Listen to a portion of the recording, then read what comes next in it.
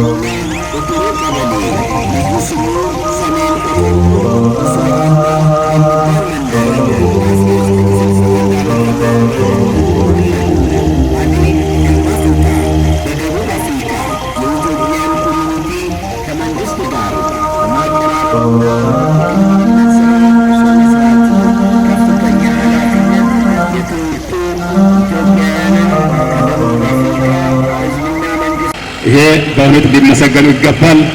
የሞት ሁኔታ ጠይቄያለሁ። በሰላም ጉዳዩን ተወያይተው ተነጋግረው በኢትዮጵያዊነት ጨዋነት አስታርቀው የተጣሉትን መክረው ወደ ቤት ሲመለሱ ክፎች አሉና በዚህ ምድር ላይ በዚህ ሁኔታ ሊሆን ይችላል።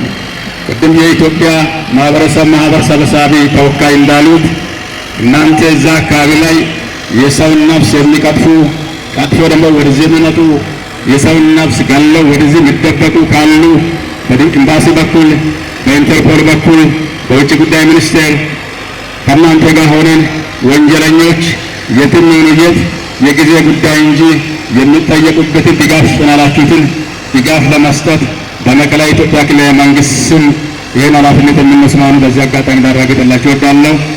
በመጨረሻም ላይ በነገው ዕለት ቀብር ስነ ስርዓት ይኖራል።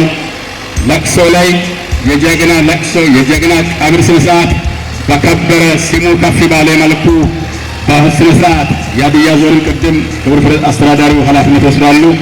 ይህንን በአክብሮት ስሙን ከፍ ባደረገ መልኩ እሱን በሚመጥን መልኩ ስነ ስርዓቱ ሲካሄድ ሁላችንም በተረጋጋ መልኩ ስሜታችንን ገዝተን ስሜታችንን ተቆጣጥረን ስጋ ያሸንፋል ግን ፈጣሪ ጉልበት እንዲሰጥ በማድረግ ስነ ስርዓቱ በሰላም እንዲያልቅ ሁላችንም የበኩላችን እንወጣላለሁ።